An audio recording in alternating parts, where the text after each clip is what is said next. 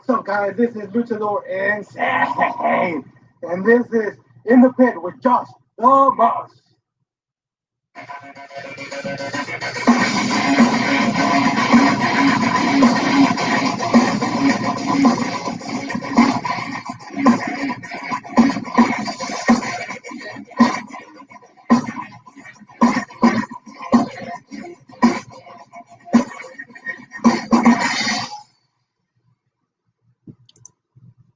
What's up, everybody?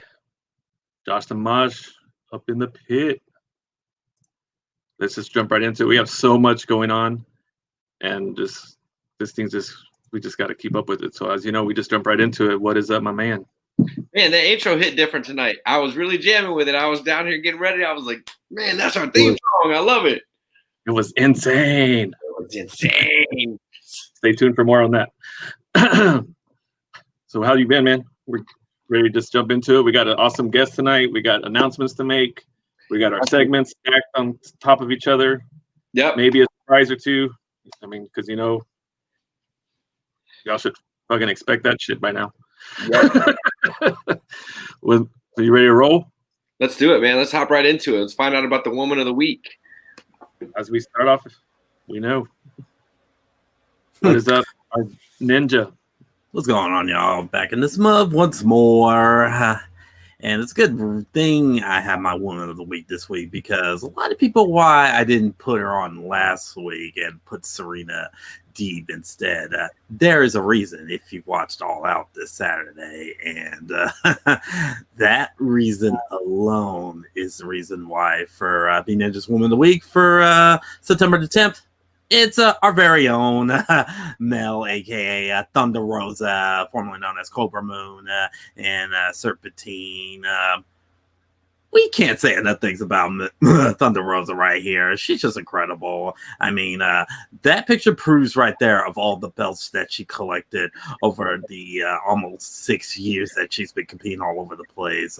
Starting off in the California scene, travel all over the world, especially in Japan for Stardom, and having to stint there, even being part of Oedo Tai, a big stable down there, and also being a part of Lucha Underground under Cobra Moon, where she had to work on character work and different types of layers in regards of adapting what she could do in regard to her skill set. And she made Texas her home for the longest as of today, and going forward in regards of working for promotions like Inspire, working for promotions like the NWA, right, and all you name it. And speaking of NWA, she's the reason why she's been the head focus for the longest time this week, because when she captured the NWA Women's Championship from Thuder Rosa, she definitely brought the championship back to a national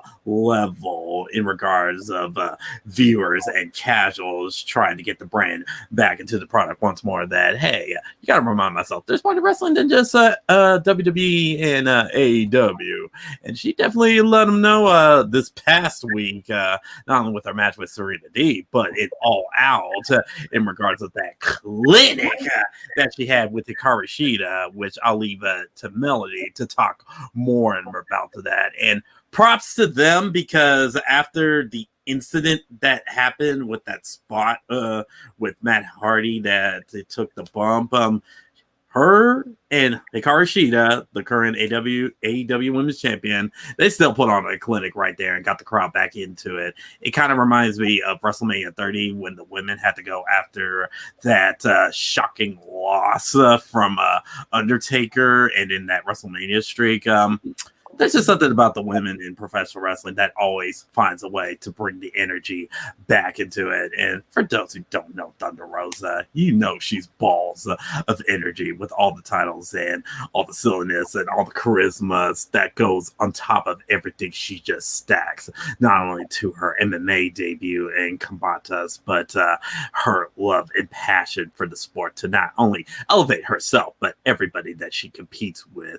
That's why in next coming weeks. That's why she's gonna wrestle our guest tonight, Lindsay Snow, for the title, because she's putting NWA back on the map during these COVID times, and she's gonna do that more next week on Dynamite when she defends that title on national television against Eva Leesland Sicaria. So definitely putting all the Ladies Night Out main events on national TV was good. Like we've seen this before, but yeah, at least now everybody gets to see it.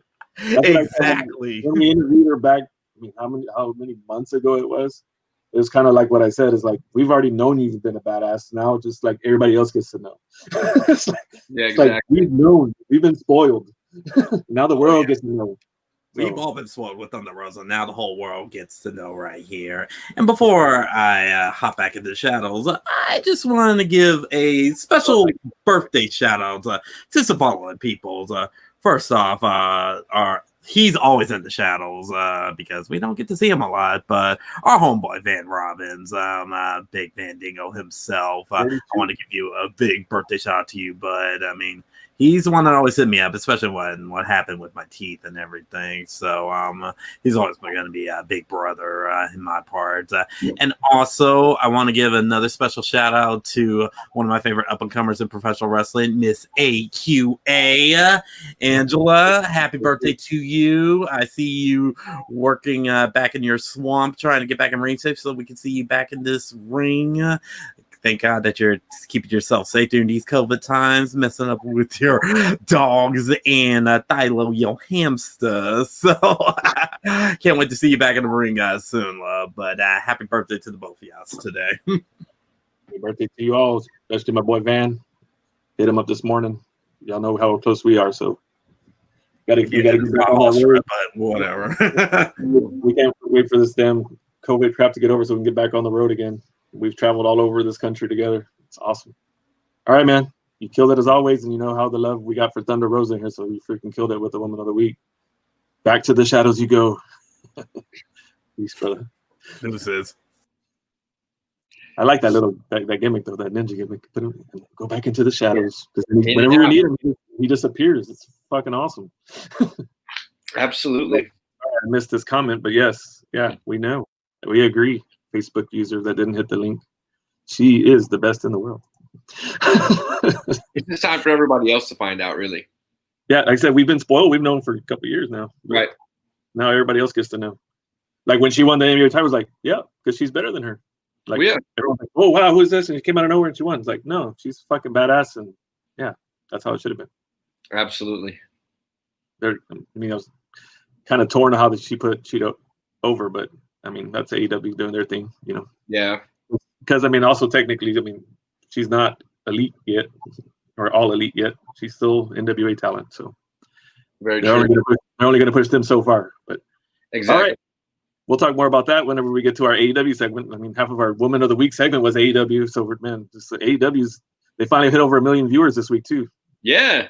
We can talk about that later, though. It's definitely going to be a good AEW segment coming up here in a bit. Yep. But so you got some more of your indies and DM or death? Yeah. Let's talk a little bit about it. Yeah, I've got a little bit of both worlds for you guys this week. So we didn't actually have any big death matches over the weekend. We're actually for not a season, but a big 3 or 4 weekends back to back leading up to the collective. So I figured I would just kind of clue everybody in on that. There's been some big activity on the GCW front. They announced a collective last Friday. I mean, they had announced it already, but last Friday the tickets went on sale. I'm happy to report that we have, so far, there's 6 of us going together up to the collective. There's been a lot of companies that are pitching in. Since it is the collective, it's a bunch of different promotions. It's not as much death match as of right now. There hasn't been any death matches announced. There's some matches that definitely have the potential to get wild. But their Paradigm Pro is pushing a last show of the last night, a midnight show even, and they're calling it #CallOff Monday. I mean, so supposedly that may be really badass show to wrap everything up, but we're hopeful there. The big news is tonight, No Holds Barred is hosting their debut showing of Pit Fighter. Pit Fighter was something they accidentally stumbled upon when it rained on their show last time, and they just had an impromptu like bar fight type of deal wrestling show. Well, they're going to go with a regular event. So that's running actually right now. Tomorrow night's No Holds Barred 6. It's going to be a bloodbath tomorrow night. It's going to be a good one. I can't wait to tell y'all about that. But moving over to my big news, the big news I have to discuss this week is really the return of Texas independent wrestling as a whole. Slowly and steadily, everybody's coming back in their own way, little by little. Everybody's walking into different scenarios. Some people are doing drive-ins. Some people are doing no fan shows. Some people are doing limited fan shows. As everybody knows, we're talking about a lot. GCWA and PPW are plugging a drive-through or a drive-in show that I can't wait for. I got my PTO approved and everything this week. It's going to be dope. I'm excited. But in the meantime, up until we get to that, we do have some crazy things going on. Actually, as it stands right now, heavy metal wrestling has returned to the scene. Heavy metal, for those of y'all that don't know, is San Antonio-based, run by Dylan Dunbar and his crew. Really great set of guys. I wish I knew everybody's name. I wish I had time to list off everybody because Dunbar would be disappointed if I didn't. But I only have a few seconds to go over it, and I really want to highlight some of the matches they're doing tonight. They're doing some qualifiers for their Texas Grand Prix tournament. Some big ones that are coming out tonight is Gino Medina is trying to qualify in that tournament against Zach Zilla, as well as Jay Sirius is taking on Jordan Jensen. And the match for the qualifier is the Grand Prix qualifier of Great Scott and Jeff Gant. But the real big story that I want to give a shout out is it's actually Kurt Stallion's last Texas independent match. That's one of the reasons that Numero Uno is not with us tonight. He's a huge Kurt Stallion fan, and he is there watching that live there really close. I'm super excited. Numero Uno, I miss you. But we really hope that show goes well for heavy metal. They're taping for their upcoming weekly show that they're going to be working on. It's a 10-fan show, so welcome back. Also, as we know, AAPW here in Austin's having their shows again start up this Saturday. Fans are welcome to come to that as well. Metroplex Wrestling out of Dallas is also having one of their shows this Saturday as well. And that right now is the local Texas wrestling scene in the next couple of days. Sweet. And being that you said, like, Wong's at the Numero Uno is at the taping, but he did not forget about his lucha segment. Yes. And I know I flipped the script on you there a little bit, but no, that's okay. I think it worked out good. I had to get it queued up a little bit better, but yeah, he actually just recorded his segment, so we're just going to enjoy and watch. Take a look at it. What's up, my people? This is your friend number one, or numero uno, reporting from the Lucha headquarters in Austin, Texas. So let's do this today. The first thing we're going to talk about, or maybe actually the only thing we're going to talk about today, is Consejo Mundial de Lucha Libre, CMLL, anniversary, 87th anniversary, which is doing things a little bit different this time. And for such a traditional promotion, it's actually kind of weird to see them doing this. I don't know if y'all remember when WWE used to have the Cyber Monday event. Well, this is a little bit like that in a way. So they're letting people pick who is going to face who, and the event is going to be called Night of Champions, Noche de Campeones, and all the titles are going to be on the line that night. So they're taking votes at CMLL.com. You can vote for your favorite to see if they had an opportunity to wrestle there. But let me give you all the matches.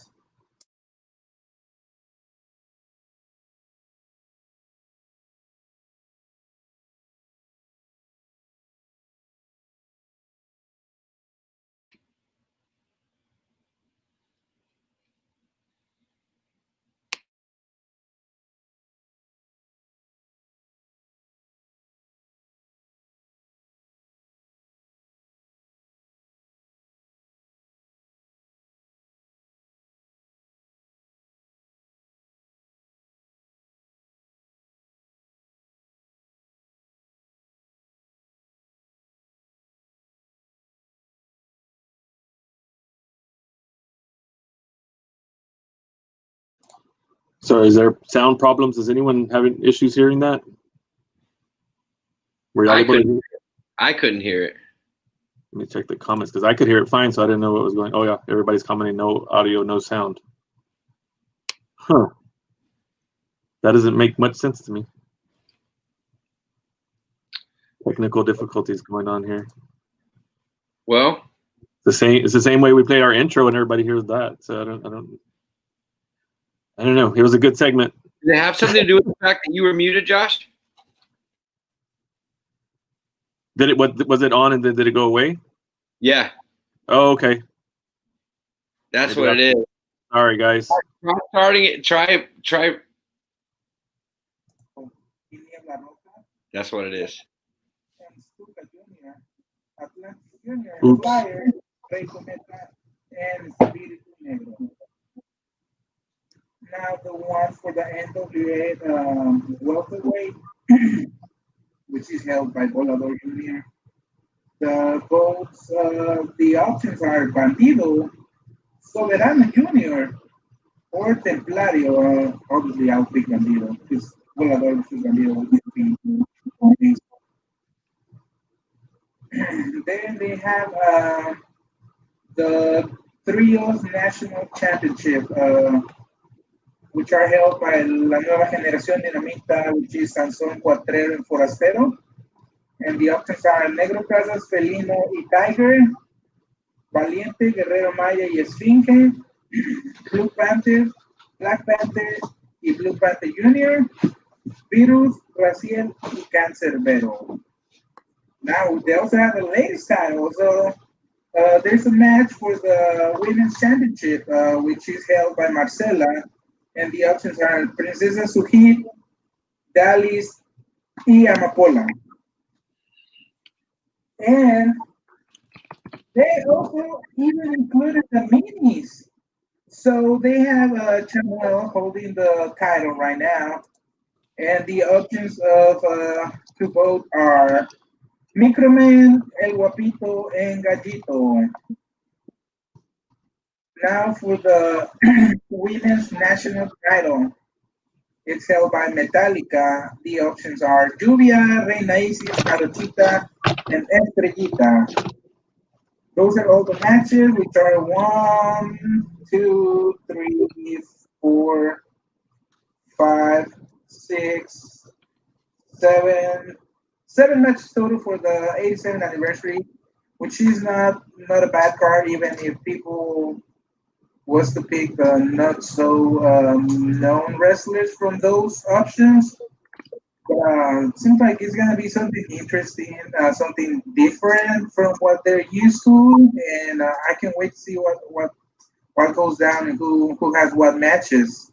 Because like I said, it's gonna be very interesting. So that's it for today. I'm out. Número uno. Thank you for watching. And I tried to wreck his segment as much as I could, but it still was pretty fucking cool. Yeah. See, even when he ain't here, he's still contributing. Love it. What'd you think? I thought it was good. I enjoyed it. I always, but Juan and I talk lucha all the time, so Nothing I new always for you. love listening to his lucha stories. Yeah, and I dig all those masks in the background. That's freaking cool. You know, every once in a while when we watch stuff together at his house, like he gets all this shit out and tells us about it. The other night we were really hammered and we were all putting on these different masks like La Parca, Great Sasuke, Ultimo Dragon. I felt all this history around my dome. That's so cool. So cool, man. I love hearing him tell the stories. We've heard a few, like when we had Gino on. Mm-hmm. Just, yeah. Good stuff. Hope he's having fun over there at Heavy Metal. So let's go for Mexico. Let's head to Japan. I can speak for both of us. I think one of our favorite segments that we have every week whenever he's available. Absolutely. So let's bring in our puro boy. What's up, guys? How y'all doing tonight? AKA numero tres. Numero tres, yeah. It's a fun fact you talk about that. So that night that we got really drunk, I actually ended up buying this from him. This is one of the original Tiger masks. So yeah, I saw it, I put it on. I'm like, I have to have it, and now I do. That's part of my collection. Nice. Fucking great. All right, so let's we got a lot to go over, so we can try to hit this real quick. So right now in the U.S., they're currently doing Fire Spirit Unleashed. So typically, I've actually been to this. I flew to Cali for this, but every year they'll do a show in Cali around August timeframe and all that, and they'll have some U.S. talent and then have like more of the Japanese talent near the main event. Because of what's happening, they split it in two. So this is with night one. What's thinking about this is Fred Rosa, can't think of his name in WWE, but he was in WWE for a good minute. He has been in the wrestling scene for maybe like 2 or 3 years, but he just randomly showed up.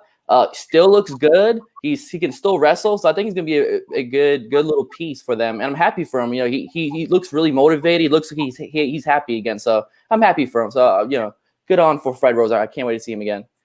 And then for night one, we had, for some reason, Flip Gordon versus Jay White.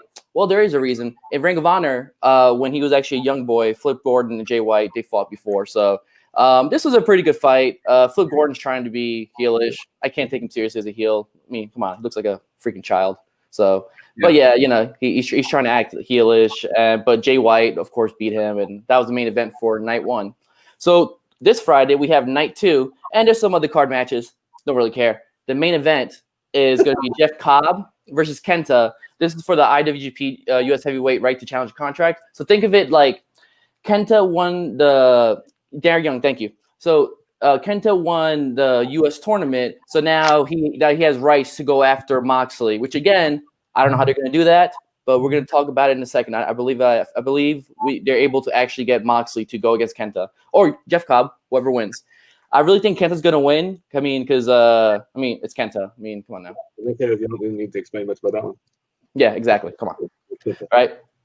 So moving on to Japan. So Japan, they've had a couple little house shows in Kirk and Hall and whatnot. And so they had a little mini tournament. Reason being, Shown Joe. Joe actually ended up getting injured. So he was out for a year. So they had to drop the junior tag team champions. So they had a little mini tournament with 4 teams. Right now we had the so now we had the finals. So it's going to be Hiromu Takahashi and Bushi versus El Desperado and Kanemaru. All of these guys are great. Kanemaru and Desperado have a pretty decent history of being a tag team, so I fully expect them to win. And Bushi, who is the pin eater for LIJ, will probably take the pin.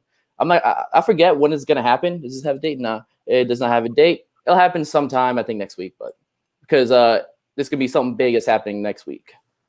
And then now, my favorite time of the year, the motherfucking G1. I tell you what. This is there's been a lot of tournaments this year, but none will come close to the amazingness of the G1. I'll tell you right now. So the big thing that you're going to see here is that we have foreigners back in Japan. That means guys like Jay White, Ospreay, which Ospreay has been killing it in Rev Pro. If you haven't checked Rev Pro out in the UK, check it out. They just had a show. It was awesome. But guys like him, guys like Jay, Zach stayed here, so it doesn't really matter. But see who else is back here? Oh, of course, and Cobb, right? So this is kind of like a round robin kind of thing. As you can see, A block is a murder's row because it has like the really big heavyweights, the big guys that matter in the A block. The B block, you can see a lot of shenanigans, Yano and whatnot. Just Kenta too, by the way. So yeah, Kenta's coming from the US. Next week, I'll give it more of a breakdown, just give like a one sentence explanation of why they're in the G1 and what they're there. But I just wanted to show the G1, fucking August 18th. I'm gonna be hating life around that time because at the same time, Noah has their tournament, the N1. No associations with the G1. No. And then there's All Japan, which is the championship carnival. That's all happening at the same time. I'm gonna have no life. Fuck me, but it's gonna be amazing. And the Mission Pro show that we've been promoting for a month and a half is our day 2. oh my god. Okay, yeah. So yeah, I will have no time. Fuck it. Who needs time, right? So let's see here. I'm repping A block all day, every day. All day. Okay, yeah, shit. B block. Master Water should have been the A block instead of Takahashi. Wato is still way too young, to be honest, and they need like a really good pin eater. So, Wato maybe next year. Takahashi, they need a little more heelish there. So someone's gonna take the pins. Okay, last one.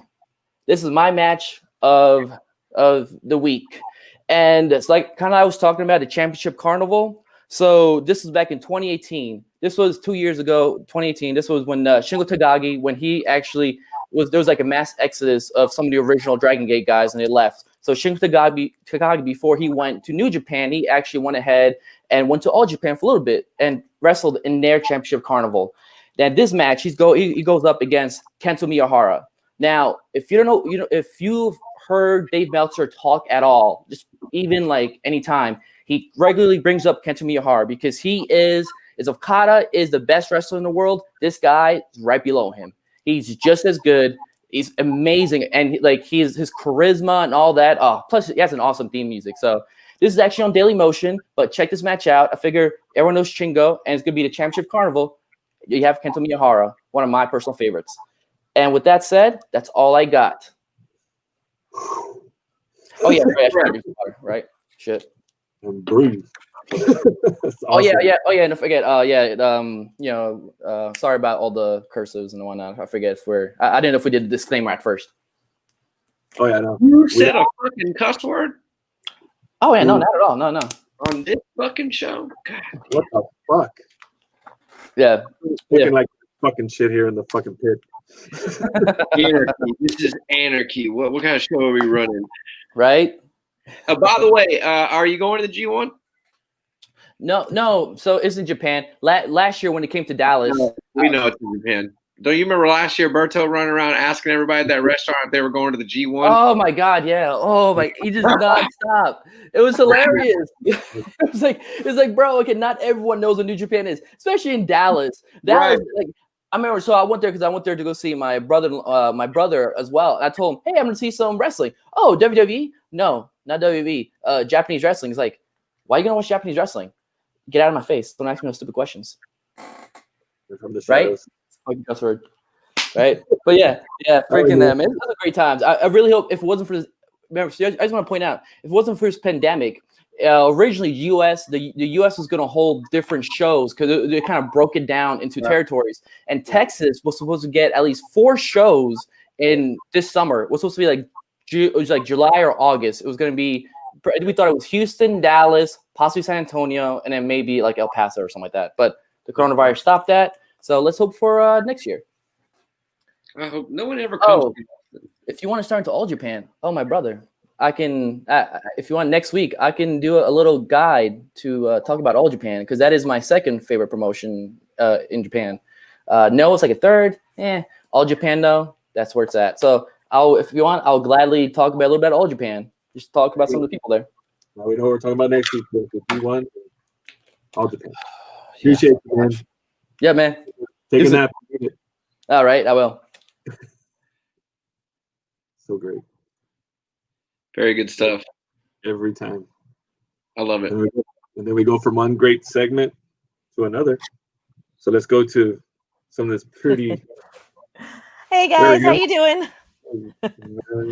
AEW. AEW, where do we start? Okay, we'll start All Out. Their big pay-per-view of the year. All Out was originally supposed to be held in Chicago, but because of the pandemic, it's held in Daly's place. So let's just start that it was already kind of off to a rocky start because of the humidity, the heat. We're used to it here in Texas. Floridians are used to it there. But let's talk about all the people that fly in from California and from other states or are not used to this heat, the humidity, the sweating. They were already behind with the dehydration. They were cramping. They had, guys were just already with the doctor before the show even started, and yes, it was a 6-hour show. Exactly. So, I mean, some of these guys had been there all day. So, it was already off kind of a bumpy start because of the heat, the humidity. Was there, by the way. That's right. He was there. Yes. That's right. You were there. Reppin' Thunder Rosa. We did see you on camera. Good job. In Texas. Reppin' Texas and Thunder Rosa. So to start off, let's go with the Young Bucks. It looks like the Young Bucks may be going heel. We've seen the fallout in All Out of the Elite. Thanks. So we've seen kind of the Elite kind of start shifting away. Cody's gone. We know what he's doing now. The Young Bucks are upset, and Kenny and Hangman, they're all on the outs. So we're going to see how they come out. we may or may not see the return of a cleaner version of Kenny after the tag team match. I don't know. I know. We've seen the Aviators come out and being the Elite, so you never know. But let's talk about the big pop first. The 21-man Battle Royale, which the 21-man was Matt Sydal, who came out looking strong. He did have a misstep on the top rope. Who knows, because of all the sweat and humidity, if it was, but he did slip up on that top rope and he fell. He fell pretty hard, but he was able to recover. And I think he actually finished off pretty strong. He recovered so quick. People compared his entrance to the Shockmaster, and if you compared that entrance to the Shockmaster, you need to stop watching wrestling, because that is just seriously way savage and not even in any way, shape, or form comparable. Yeah, no, he started off, actually, people, he came out, he hit that high knee, which was awesome, and then he went on the top rope and he slipped, but you know what? He recovered. Will Hobbs was there, checked on him, which was, that you could see it kind of happening in the corner, because I had to go back and I watched it. But he recovered and he came back and he went against, he did some moves, and overall, I think he had a decent outing. Was it his best? No, probably not. Was he disappointed? I'm sure. But overall, I think it was a good outing. And I think, it was what it was. And hopefully they bring him back and he can redeem himself later. Another thing we saw was the Darby Allin spot where they Brian Cage put him in a body bag with a bag full of thumbtacks and threw him over the top rope. That's a Darby Allin spot. I mean, I know a lot of people didn't like it. They may have been overanalyzing it later, but Darby's done the spot before on a gym floor, so they trust him. They trust Cage enough to do the spot. And in hindsight, they have done it. I don't know, but you can't predict what happens in a pay-per-view. You can't predict what happens later on in a pay-per-view. I think that without the Sammy Matt Hardy match, that spot would have been perceived a little bit better. I think it was hindsight with everything going on that it wasn't perceived very well. It also goes to show you how watered down the current wrestling fan base in mainstream wrestling has become, because outside of like that mainstream WWE, this stuff doesn't happen. Like, guys take bigger bumps like that. Yeah, I mean, I've seen Darby take that bump on a gym floor, and there's no way you're going to tell me that a gym floor is going to be a better landing than on, on the carpeted steps. Darby and bumps than that in AEW. Yes. Yeah. So I put my faith in those guys. They know what they're doing. And in a body bag, you can't see him cover himself or take extra precautions. And, Brian Cage isn't known for hurting anybody. So I think he wouldn't have done it unless he knew that it was going to be a foolproof kind of thing, because you don't want that. You don't want that on your rep, No. So the other thing is, and it's a little bit of a that's come up, was Eddie Kingston truly eliminated? He says he was not. He says he did not go over the top rope. So I'm going to actually go back and look at that. But he says he wasn't truly eliminated. At the screen. I was Were you? At my TV, because that's who I was rooting for. And I was like, he wasn't over the top. That's what that's what he says. He was not over the top rope when he fell off. So I want to go back and take a look at it. But in the end, Lance Archer won. So they're going to set up Lance Archer against Moxley. That's the match going forward, which I'm excited for. I want to see the Murder Hawk, in full glory, because that's those two guys are, those two guys going at it. They're going to put on a show, and it's going to be a tough one. Yeah, their match in Japan not that long ago was pretty good. Yeah. Those guys can go at it. And that brings us to the big moment of the night. Unfortunately, it was the low moment, but a big moment. And that's going to be the Sammy and Matt Hardy match. It started off great. It was a lot of anticipation, but we know that the feud has been marred with a lot of injury, starting with the chair shot, then the table shot. And these are some things that can't be predicted. I mean, who would have thought a table would, when you fell on it, how many tables does Sammy hit? And it just flipped a certain way to hit him in the head. I mean, it's a fluke, but maybe the feud wasn't supposed to happen. I know. Yeah, but Matt took a a spear from Sammy, and he fell onto the tables. It was about a 15 footish drop. He was supposed to hit the tables, but unfortunately, half his body missed the tables. He hits the concrete. From there, we kind of see him just he's dazed. He's dazed. We see Ref Aubrey. She calls for the medic. There's a pause. Sammy buys time, and we hear the bell. So we think the match is called, but then they go at it and they go straight to their finish. Now, that's where I think tables really turned for the pay-per-view. And I think it soured people a little bit on it because they thought, okay, you're pushing the match over health. But I don't know what was said because you could tell that both guys went off camera for a couple of minutes and then they came back. Yeah. So that is what Brandon was talking about, where the women had to follow that. And I think that people were already kind of like, they were already in that headspace where you're like, oh my God, did I just witness an injury? What did I witness? But, I think with Thunder Rosa and Sheeta, they were able to bring it out of the funk because that was a solid match. Those ladies put on a solid match, and it was so, oh my God, I popped when I keep forgetting the name of her move. When she grabs Sheeta and she bounces her head into the turnbuckle, that is literally my favorite Thunder Rosa. I was calling everybody in the house to come look. She's doing it. Because we all love when she does that. Oh my God. I love it. I pop so hard. I'm a mark and I don't care. I marked out for it. People that say they are the biggest ones. Anyway. It was great. Because that's some of these moves are moves you don't see on the big, on the big platforms, on the TV. And she was busting them out, and Sheeta was busting out her moves, and it was coming, it's coming out of, it's coming out of this box that everybody's used to seeing on TV. And I feel like that was kind of the pay-per-view too, is they're coming out of this little cookie cutter wrestling box. You can't have just one-dimensional wrestling. You have, can they go full hardcore? No, of course not. Can they go full whatever? No. But they give little things to people that may only know the pendulum. Thank you. So that may only know a certain kind of wrestling. Which that one that on that make the driver that she and then she kicked out right at one and made that. Oh my God, the Falcon Arrow! My favorite moment of the night. Yeah, when Thunder Rosa kicked out of the Falcon Arrow and she gave that taunting little to the face side. Oh my God, that was beautiful. I mean, she's collapsing, she's collapsing as she's smiling and yes, I fucking love this shit. Yeah, we see coming out they had a little cartoon bubble over her head. Yeah, I would have said I fucking love this shit. it was great. And I think that helped bring everybody kind of out of the funk, and it got everybody back into the pay-per-view. So that was a great match to do that.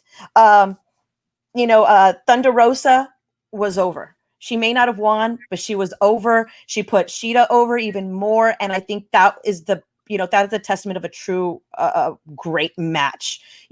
She didn't win, but they're bringing her back next week to face La Sicaria Ivelisse, which is awesome.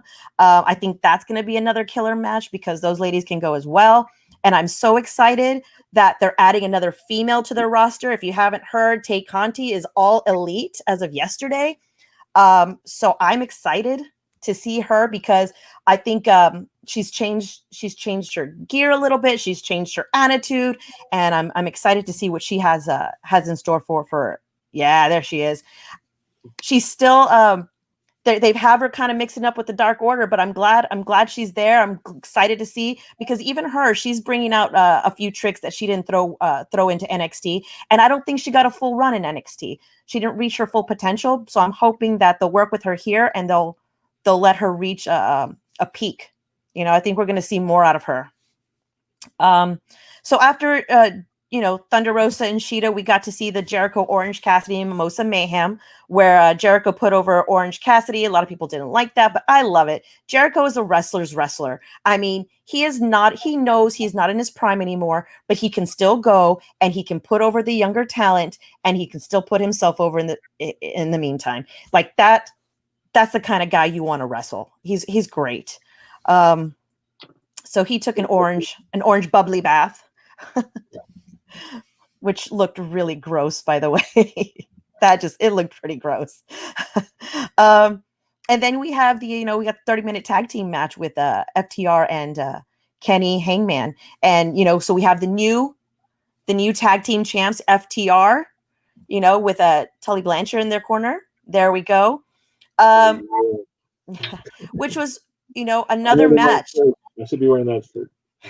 They were great. They showed people what they can do and that they can go. They're not high flyers. They're not spot monkeys, as they call them. But, these guys are straight, hardcore wrestlers. And they push Kenny and Hangman. So this is where we see the fallout between Kenny and Hangman, which I'm excited to see that.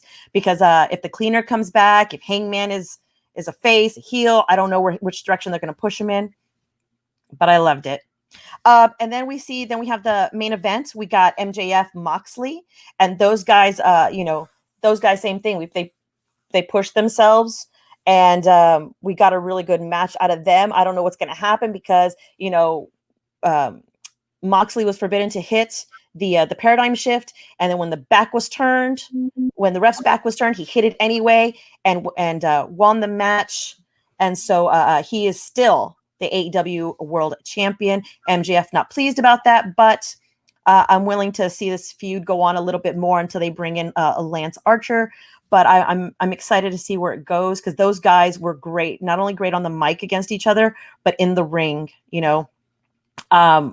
I think that Moxley is bringing out the best in guys, and I think that the guys they've had so far against him are bringing out the best in him. And it's Moxley. It's not Dean Ambrose. We're not seeing Dean Ambrose. We're seeing Moxley, where's the grit and dirty, the brawler, and he looks like he's having fun out there. So, there was a fan who tried to tackle him and he got tackled before he touched Moxley, but still he came back and smiled at the dude, which, you could just tell Moxley's in a different headspace and he's having fun, which is very much that you can see it through his wrestling.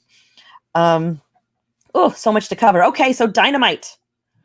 Oh my goodness. So Matt Hardy spoke because everybody was worried about what happened, during the spots. He came out and he says he's taking some time off to 100% heal, but that he is coming back. Everybody was like, whoosh, because we all thought, even myself, thought it was a retirement. It had that we need to talk moment. And you're like, oh crap. So, but he's not retiring. He's coming back. The feud, they confirmed the feud is over with Sammy. It's done.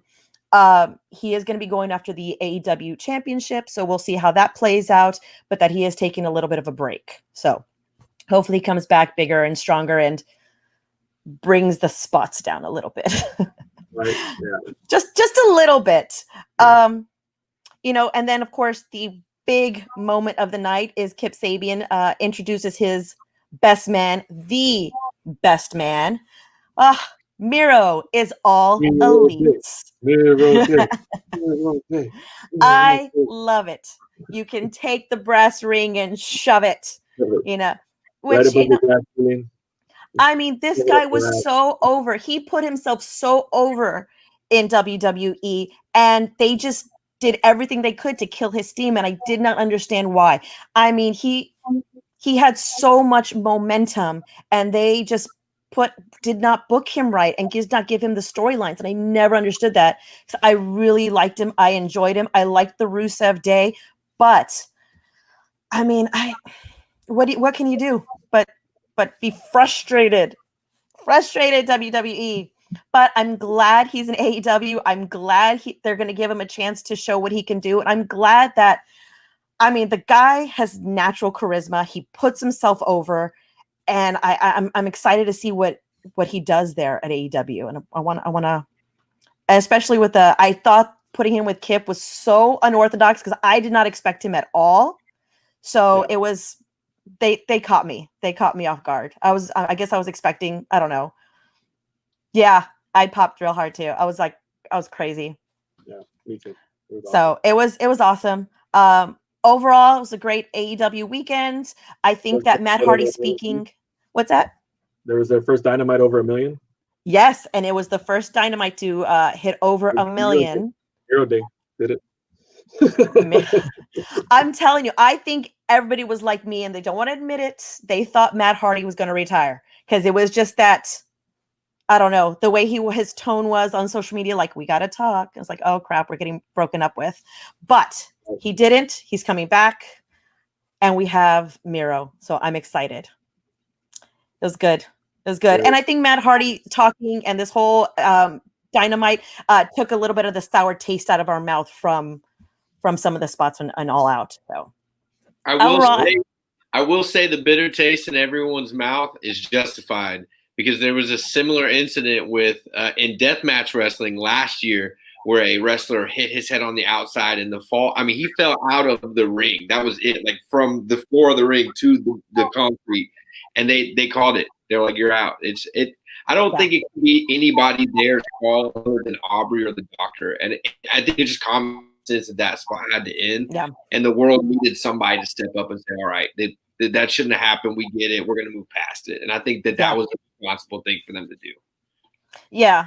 Yeah, that it was an awkward moment for sure. It was awkward, and it was just like, where do we go from here? What's going on? And just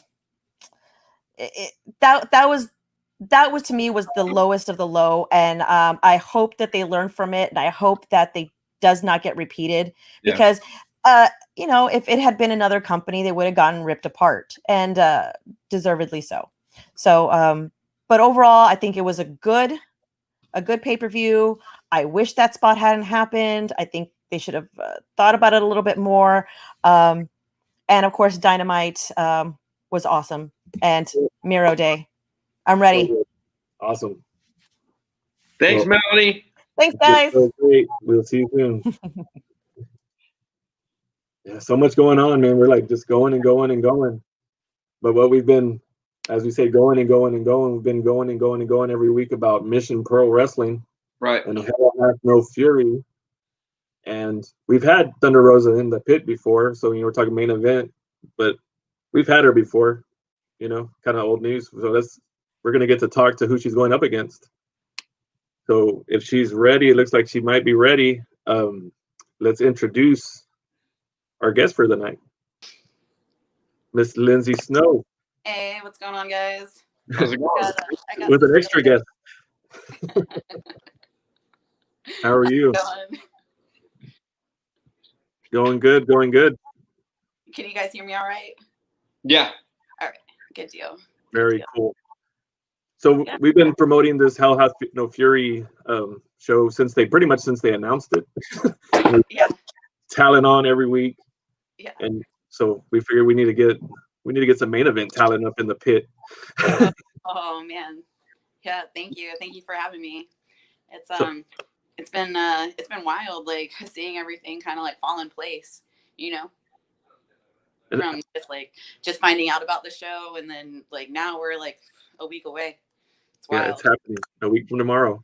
Yeah. And how does it feel like? I mean, it's just a match. I mean, it's a match. You've been in plenty of them, but I mean, the person you're going up against was on a pay-per-view that was very, very highly watched. I guess I should say, and she did very well. And you're like, yeah, I'm gonna get in the ring and kick her ass. Like, how does that go? Like, well, obviously, it's a pretty high profile match just because of like the promotion that's been done around it, and all the shit that she's talked around it too. Yeah. Who does that? So, like, it's got a lot riding on it, and I don't disappoint. So I'm not showing up there to disappoint anybody, myself included.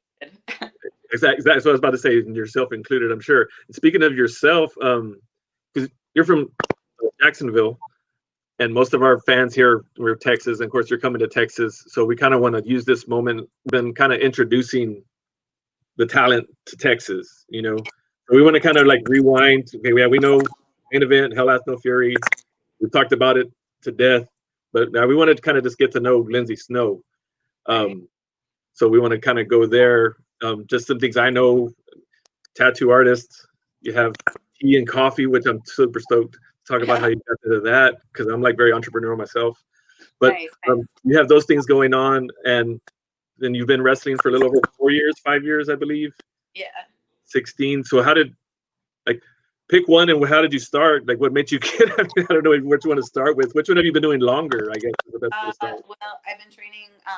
I train jiu-jitsu and catch wrestling. I've been training jiu-jitsu and catch wrestling for the longest, but tattooing was my first love, right? So I started that when I was like 17. Pretty much, I started up. Tattoos. Nice. Yeah, dude. I just got my whole head. Or like, wait, hold on. Where am I? It's really difficult to do this. There you go. Oh, yeah, nice. it's got like my whole side of my head done 2 weeks ago. So that shit sucked. I was like, that hurt just looking at it. Somebody was like, "How bad did that hurt?" And I was like, "Oh, it hurt like 8 bitches on a bitch boat." Nice. That's all right. That's when they asked, like, does that hurt? Like when they're right in the ditch of your arm and all that. I was like, yeah.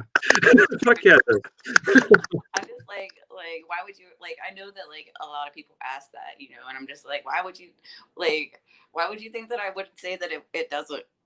Right. You know, like yeah. No, they lick it on with you know. candy. Yeah. No.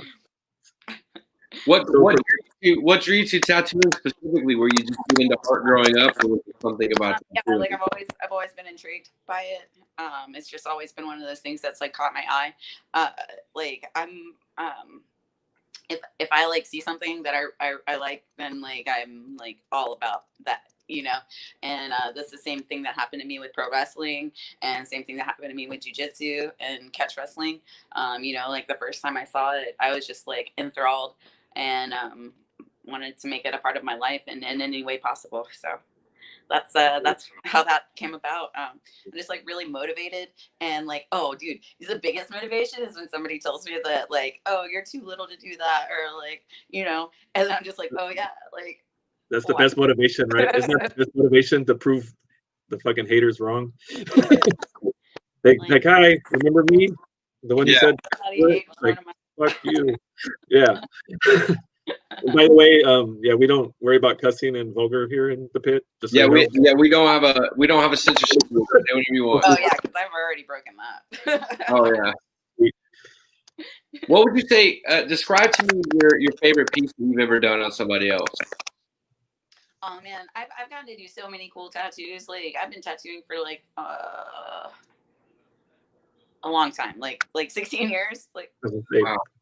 Yeah, so like I've gotten to tattoo like a lot of really, really awesome people. It's really, really hard to pick a favorite tattoo that I've done. Like I have like favorite tattoos that I've like done on my friends just because like they're super like meaningful tattoos, you know? Sure. Yeah. Like the other night I tattooed I love Brandy on Shotzi. Nice. That's awesome. And I let her tattoo I love Brandy on me. That's super freaking cool. That is really cool. It's pretty funny. So sometimes like getting tattooed by people that don't tattoo, that's like those are the funniest ones. Yeah, I was like coherent through it like the whole time. It was so silly. She was like, "This is the best night ever," and then Brandy was like, "I feel so loved." Yeah. Oh, you gained another fan. Good tattoo artist, wrestler, jiu-jitsu, Thunder. I'm rooting for one of my new face talents. That's cool. Hell yeah! Thank you. Oh, and Mr. Thuder Rosa chiming in that you're in the house. Okay. Yeah, Everybody's watching. Mr. Thuder Rosa. Yeah, we call him Brian Rosa. In love, we love him. He's awesome. He's been in the pit as well. So from tattooing, you go to jiu-jitsu. Was there someone? So you say you see things, and like, so what practitioner, jiu-jitsu practitioner, made you think like, yeah, I want to do that now? Oh, watching Pride. Pride. Oh, okay. Yeah, watching Pride. Sakuraba. Yeah, for a little bit. and then like Fedor too. Like, oh yeah, with that. Both of those dudes were like really big influences on my fighting style and like the like what I like to go for. I also really like Genki Sudo too. Okay. Like especially like whenever he heel hooked Butterbean, like that was like probably like one of my favorite moments, just because like I feel like I'm always the small one getting put up against like super big people, and yeah, I'm just Yeah, like it was cool when he a did big fan of leg locks too. So. Nice. So how do you transition from MMA to wrestling? Like everybody's story in that transition is a little different. Yeah, it's different, but it's all like interchangeable and applicable. You just have to like know how to translate one art to the next. So it's weird too, because like sometimes like when I train pro wrestling with people that know that I train jiu-jitsu and catch wrestling, they're somewhat intimidated, and it's kind of funny because like I don't know, I have a lot of respect for both arts, so I think it's funny when people are intimidated or scared. It makes me laugh. Yeah, especially I guess when you get in the ring and you know they find out you're trained, like yeah, incapacitate people. Yeah, it's fun. I've trained jujitsu too, like that's one of my life. I definitely have a green light that just is like, you know, like whenever that shit turns on, it's just like, oh, I'm gonna just keep going. Like I keep going until you make me stop. There you go. There's a question from yours. Who's been your favorite opponent so far in your career? Easily Sumi Sakai. When I did Bloodsport last year, I got to fight Sumi, and like, man, she is so talented, and she's so wise, you know. Sure. An awesome person. It was really awesome to like pick her brain and see like her style, you know, versus like what I had been used to training, and then like giving the opportunity to do Bloodsport, which was like really sick, because then I got to mix like everything that I love all together. And then we got to entertain everybody, and we got to make history too. We were the first female match ever on Bloodsport, so that was really awesome. It was a really huge opportunity, and I consider that like probably like one of the most pivotal points in my career. Yeah, that was definitely a huge deal to me.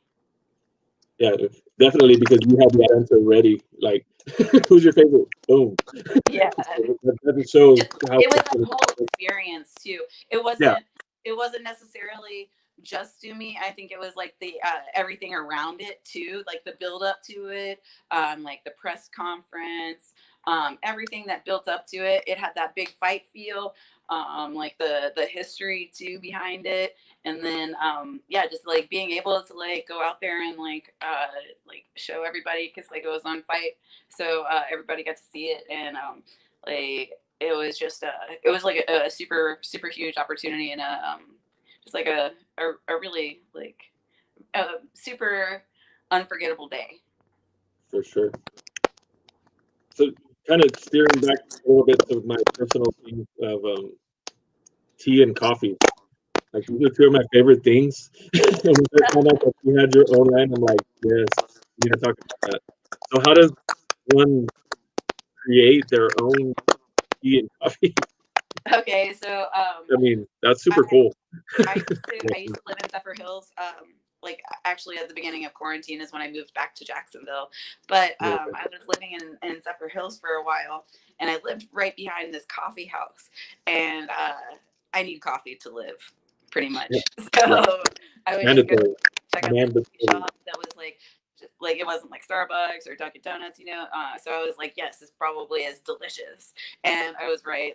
Like then the people that worked there were even like, they made it that much better, you know. Like you can just tell when people actually care about what they do. And these dudes, Jeremy and Brett, they're like super about educating and like talking and like helping other people out, and they really support strong women too. So like they're always trying to like help people in like the best way that they can. And yeah, I literally like, sometimes I would go there like twice a day. Like it was kind of it was kind of bad, but it was also like, oh, okay, like I made friends with the dudes, the coffee exchange, and that's the name of their shop.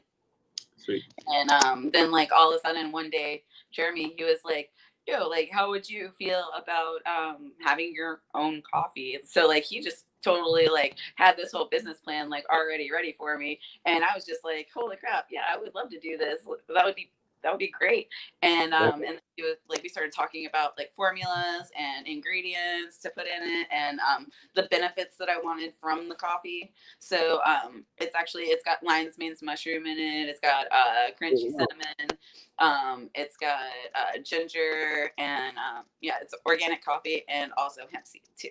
So there's like a lot of really really great things in there that are like for like specifically I wanted stuff for like to help me like with recovery after training and stuff.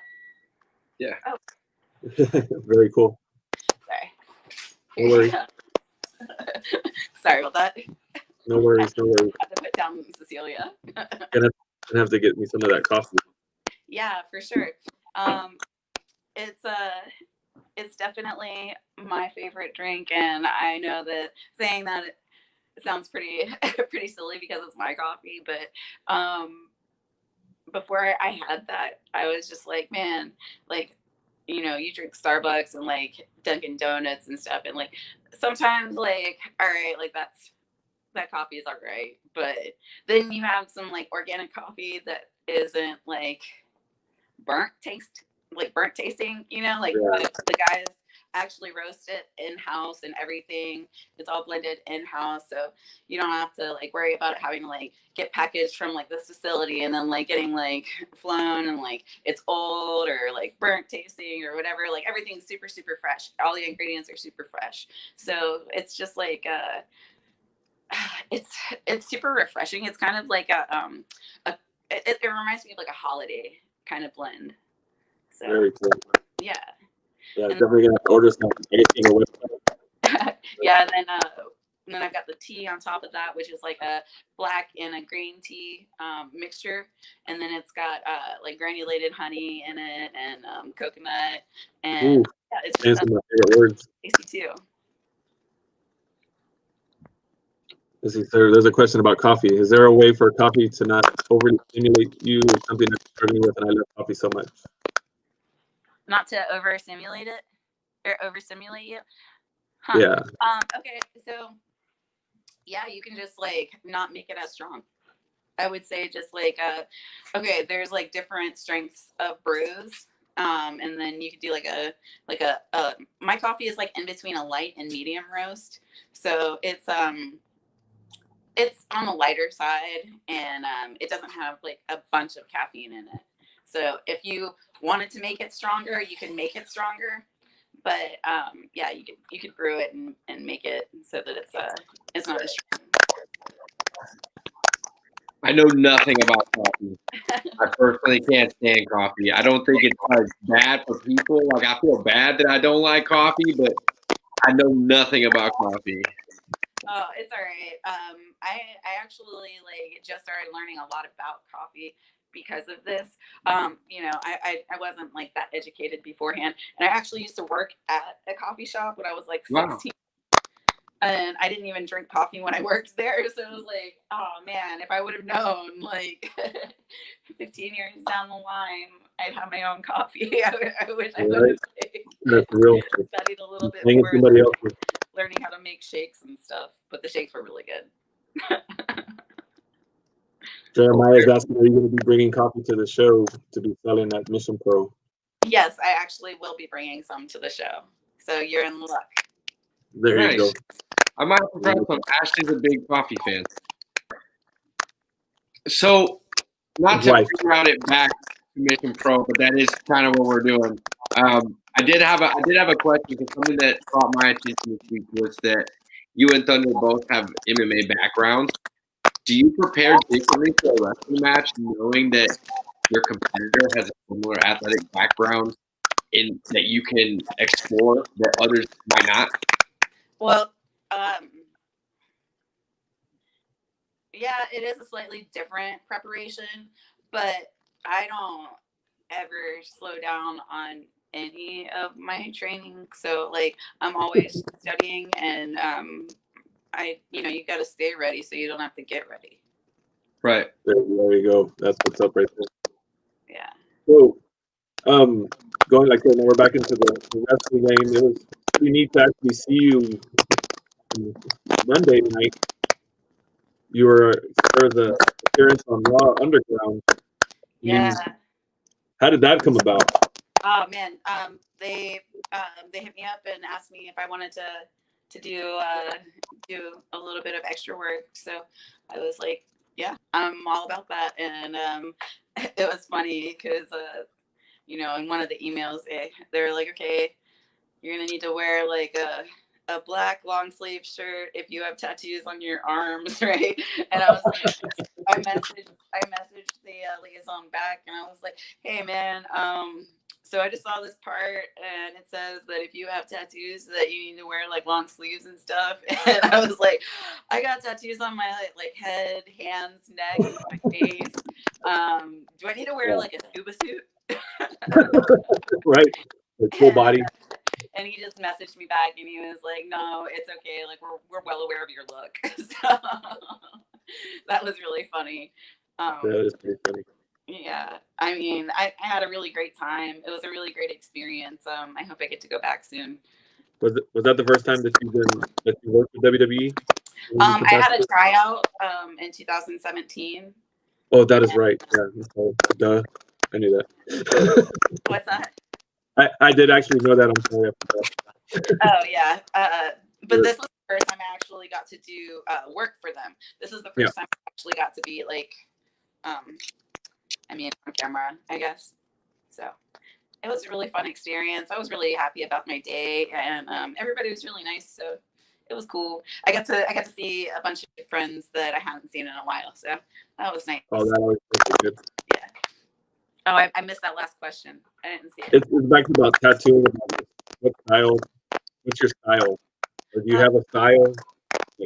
I really like, as far as styles of tattooing go, I try to attack all styles with skill and precision. But my favorite style of tattooing is probably like American traditional. I really like studying like Japanese traditional and learning like how everything has a flow and a reason, and everything has a formula. So those two are probably like my top two favorites. But I really love like script. I love lettering. I love tattooing. So there's not something that you could ask me for that I would be bummed to tattoo, unless like I had to like tattoo like your name on somebody's butt cheek, because that's like super played out. Is there limits to where you will tattoo on a person? I mean, yeah. But I mean, if it's funny, it's funny. So, like, yeah, that's true. Yeah. I have one more question. It's not tattoo related. Sorry. I know I keep kind of rerouting the interview. He doesn't drink coffee. He doesn't have a lot of tattoos. No, I have one tattoo. We've been meaning to do more, but anyway. I know you trained with Jay Lethal, and I was just curious what that process was like. Like, what kind of trainer is Jay Lethal? Did what did you take away from a lot of those experiences, specifically from Jay? Oh man, Jay's awesome. I learned so much about character development from him. I learned so much about like, he taught me like all the basics. Like, he got me to understand a lot about wrestling, making it like, all right, so in order to make a work look like a shoot, pretty much, because he knows that that's my style and that's what I want to do, and he helped me develop my style, and he's always been there and like super supportive of everything that I'm doing, and he's definitely like, he's a great teacher. He's literally like, man, I wouldn't be where I'm at right now without Jay, for sure. And I I always thank him, and he's just like, he's always like rooting for me. So he's a really great dude. Yeah, I got to meet him on the first Jericho cruise a few times. Yeah. Yeah. He's literally like one of the nicest people on the planet, and he's so funny too. Like, oh man, if you make him pop, dude, like if you get him to like laugh for real, oh man, I can't stop laughing whenever I hear his laugh. It's so funny. That's super cool. I'm like laughing just thinking about. You're remembering it. Right now. Yeah, for sure. Well, I think we've done a pretty good job of introducing you to the Texas area. You've obviously gained a few more fans as our comments have shown. Hell yeah. We have over 40 people watching right now, and that's been a pretty steady flow. So that's pretty sweet. What we do here in the pit, we have this little thing that me and Numero Dos here, we have every interview. It's called the Go Home segment, where we hit you with 20 questions, like kind of rapid fire. Like you kind of have 5 seconds to answer, but it's like a AEW 5 seconds is what we say. So like it can be like, probably go to 10 or 20 if you need to. They're random. They're not wrestling related. Well, not all of them. But like it's really the end of the interview, and it's something that we do that's different than what other people do. All right. So we prepared everybody, and then we hit it. My Wi-Fi on so that I can make sure that this isn't, so I can hear you guys. All right. Okay. All right. So we'll each have 10, and we'll bounce back and forth. So my first question is: in elementary school, what was your favorite lunch food item? Pizza. Okay. Nice. If you could only listen to one musician or group for the rest of your life, if I could only listen to one group for the rest of my life, or musician, yeah, like music, that'd be the only music you could ever hear again. Who would it be? Oh man. Okay, so like I've been listening to like a lot of really random music lately. I'm gonna go with Steely Dan, dude. Nice. All right. What's a better board game, Life or Monopoly? Man, they both suck. Very good. I'll take it. My sister would always get so mad at me when they were playing Monopoly. I have no memories of that game. That's funny. Okay, would you rather be a reverse centaur or a reverse mermaid? Wait, a reverse what? Centaur or a reverse mermaid? Oh, dude, I posted this. Oh, did you? Yeah, I posted this. Okay, so the reverse mermaid wouldn't be so bad, but then I'm thinking of like the reverse centaur, and then it's like you'd be real top heavy, Yeah. Yeah, you would. go with like reverse mermaid just for like taking corners too fast. There you go. You'd like flip over like a golf cart. That's true. Not like I'm from experience or anything, but. Do you think you have the same number of forks as you do spoons in your kitchen? I mean, yeah, because I wouldn't buy like a random ass fork. Oh wait, no, I take that back. I have a random ass spoon in my kitchen from Disney. Yeah, so I think that the spoons outweigh the forks. If you could only yell or sing words you spoke, what would you choose? Say it one more time. If you could only yell or sing the words you spoke, which would you choose? If I would just turn into Warhorse if I could just yell all the time. So I think that's way better. There you go. Cool. So where in all of the world would you go if you knew you could only stay for a very short time? Okay, so if I go there, I can only stay for a short time, but that's the only time I can go there? No, it's just that if you go this time, you can only stay for a very short time. Like how short is a short time? Like 5 minutes? I'll give you an hour. An hour? All right, well, if we're talking about like, okay, I want to go to Bonbon Land in Denmark. Nice. Okay. Land is this it's this theme park, and it's based on like cow boobs and like dog farts, and like all of the rides are like Okay. are real weird. But I've never been there. But I feel like if I got to go there for like an hour, I could at least enjoy the theme park for like an hour. Yeah. That's usually like how long I last at theme parks, anyways, because like too many people. Okay. Cats or dogs? I think I know the answer based on your guess that you had with the earlier. Cats or dogs? What's that? Cats or dogs? Dogs. I'm allergic to cats, but I actually got a little kitty cat tattooed on me, matching with Viper's. Little kitty cat. I don't know. Can you see it? Yeah. No. Yeah, a little bit. Little kitty. Little kitty. Ugh. Nice. I see it. When you set the volume on your TV, do you set it? Do what? I said it's hard to find the camera and like do it in reverse. Yeah. Yes. Yes, it is. The volume on your TV, do you set it at even numbers or odd numbers? You guys back? Huh? Oh, I think we're. The volume on your TV, do you set it at even numbers or odd numbers? Odd numbers. And like if I'm like enlarging a tattoo or like making it smaller, I can only do it by like 13% or 87%. Oh, Nice. Okay. If you were able to fly, but only as fast as you could walk, would you ever fly?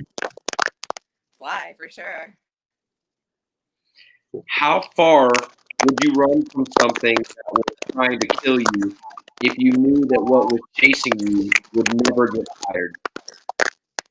Well, I mean, it would never get tired, but I'd get tired, so I'm gonna die anyways. Yeah. I would probably. How far would you run? Start fighting it. Okay. Then at least I wouldn't be all tired from running. If I'm gonna have to fight this thing anyways, I would probably just turn around and start fighting it. If I'm gonna die, I'm gonna die. I like it. I like it. What's your favorite way to waste time? Oh, there's a lot of. Doesn't seem like you have a lot of that free time to go, but. Yeah, watch conspiracy theories on YouTube. I love it. Paint, draw. There you go. Nice. Which shoe do you put on first? Am I right? Okay. What was your favorite thing to do when you were 8? When I was 8? Mm-hmm. I don't remember when I was 8. No, that's an answer too. We'll accept it. If you're buying gas, do you care more about the price of gas or the location of the gas station? The price of gas. I'm from Jacksonville, dude. Come on. I feel you.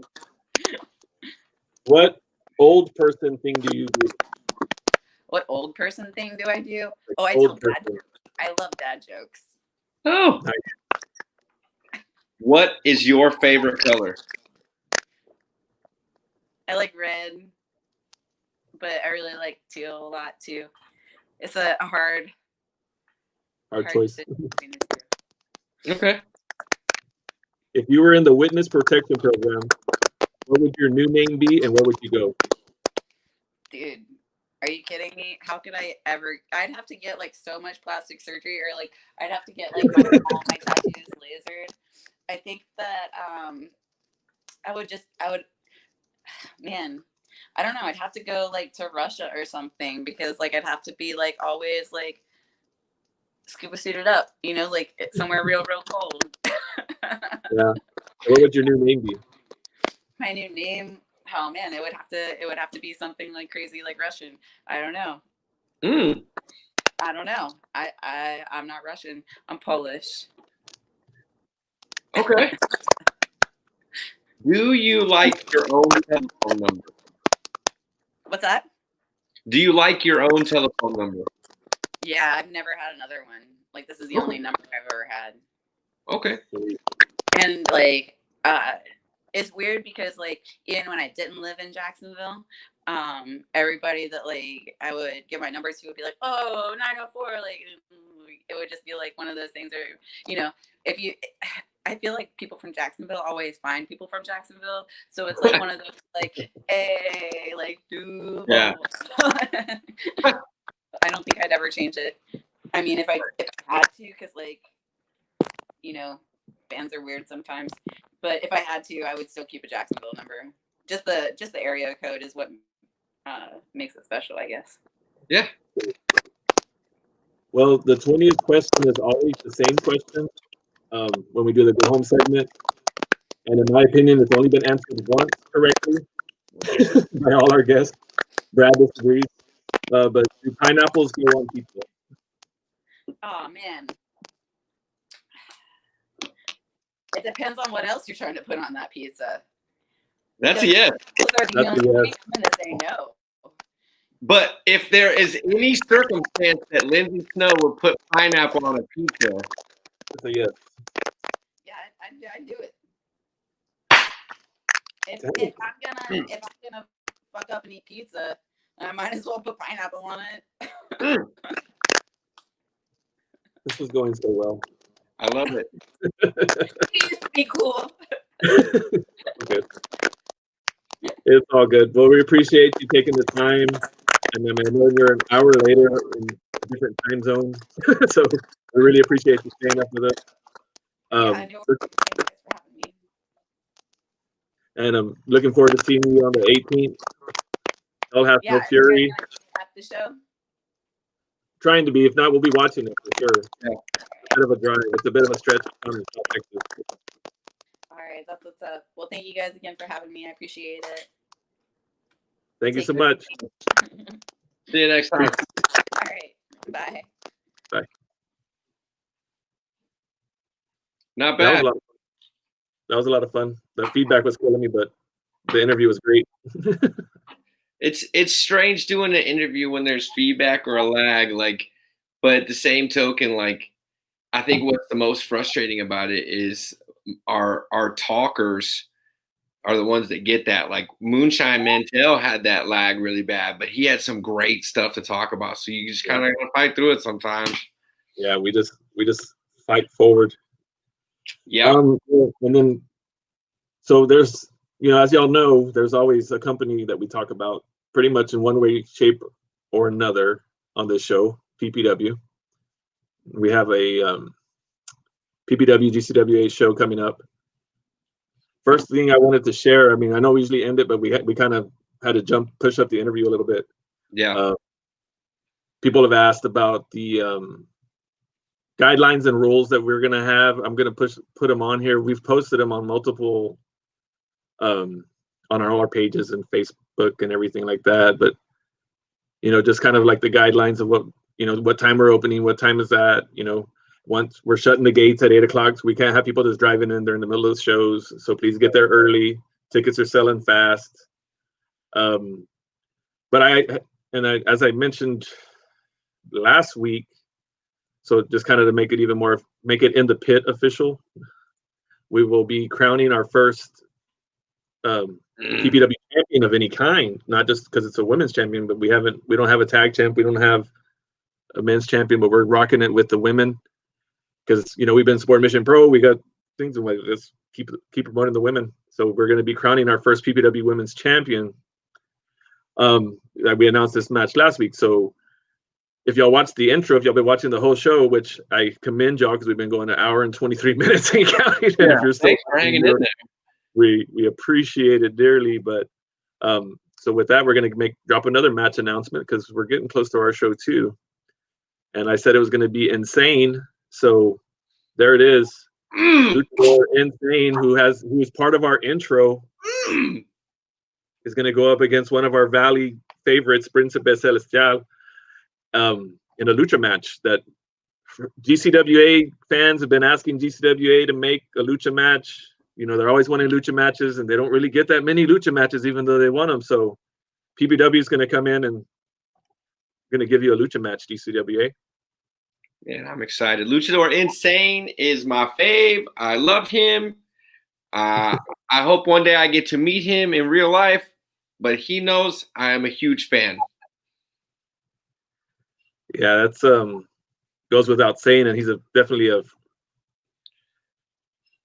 great talent and someone that we all kind of root for. And he was kind enough to give us that drop for the intro. While the show is going, though, now we're talking, and we of course can't go without saying we're still waiting. Like I said, I'm in PPW mode right now. Yeah. So we're still waiting. Like we announced, we wanted a champ versus champ match. As soon as it was announced, I brought my champ, and my champ came. Right. He spoke loudly and clearly. Hammerstone was here 2 weeks ago. Alexander Hammerstone is coming to GCWA to kick Gino Medina's ass. Yeah, PPW style. Mm-hmm. We've been patiently waiting to hear from him. Nothing. Nada. Still heard nothing. Nada. I mean, y'all know I'm a fan of Gino's. I mean, we've had him on the show. Yeah, great guy, great talent, but man, I mean, bro, like, come out of the hiding. I mean, I know you got a lot going on, but when I get called out, I mean, I kind of respond. Yeah. Just saying. Where's Jeff Boy at? I mean, he's somewhere. He's just not out in the open. Kind of a slight segue to that. Someone that faced Gino in one of the last matches at one of the last GCWA shows before all the pandemic, actually sent in a video because he heard about a little situation that GCW having. Because so not only is their champ not stepping up to respond, they've lost their tag team champions. Oh yeah, just kind of dropping the belts and retiring and moving on. Right. So I received a promo from someone that has something to say about that. Let's see if I can get this to work this time. Let me see. Hold on. Sorry. Hold on, guys. Hang in there just a couple seconds longer.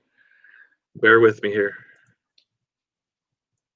Getting a lot of buzz about the matches, though, in the comments. Thank you for filling the time there for me. Hammerstone is a man among children. I've seen Hammerstone live. He's freaking huge. Yeah, I'm looking forward to that. If Gino shows up, he's definitely got his work cut out for him. And I told Gino tiene miedo. That's right. That is right. Mm-hmm. And with that said, I got it queued up here. I think y'all might recognize this guy. Nathan Jolly. Thank you, my man. Thank you a million times, because you just opened up an opportunity for me and for others, but mainly for me. I don't really give a fuck about others. But you quitting and giving up on your dreams and quitting the business, opening up a spot for me, is like, I can never repay you for. Like, thank you for being a quitter. Like, I don't know what that's like, but thank you so much for quitting, man, because now the tag titles are now vacant, and that opens up opportunity for me to bring gold home to Chicago. So I will be in Corpus Christi.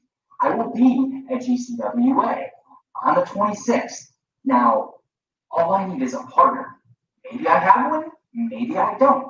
Maybe it's going to be so hard for me to find a partner because everyone in this business just stabs you in the back when you're not looking, and people can say they're your friends and they're your brothers, but they're really your enemies, and they're just going to take everything away from you when you're not looking and when you least expect it. But hey, it is what it is. So maybe I have a partner, maybe I don't.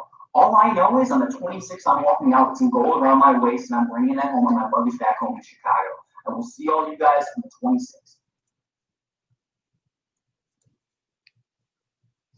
If you aren't coming to this GCWA PPW Drive-In show, I don't know what the fuck you're doing. In case you didn't know who that was. That's pretty cool, man. I mean, that's GCWA stepping up. Maybe we rattled their cage. I don't know. This one feels, this drive-in show, while it is a collaboration, it also feels a little bit personal. It feels like you guys are just constantly trying to top each other. And now the talents are constantly trying to top each other. And I just hope that I don't die of excitement before the end of it all, man, because I cannot wait for PPW on the 26th of September. People asked, and I've been interviewed for over a year now talking about PPW. Yeah. What is PPW and what are they going to bring? and what is my plans and this and that. And I've always kind of just said, come to a show and you'll find out. Man. And if we haven't hyped it up and made it clear yet, stay tuned. That's all I can say about that. I'm excited. September 26th. Be there. Man, super stoked. What a long show. Long one. This one was a long one. That's good though. Yeah. When it doesn't feel like it, but until I look at the clock and it's like, yeah, it's late. Appreciate y'all. We've had some of y'all that have been watching since the very beginning of the show too. So thanks for hanging in there with us. Thank you as always. Numero dos. We're done with another one in the books. See y'all next week. Bye.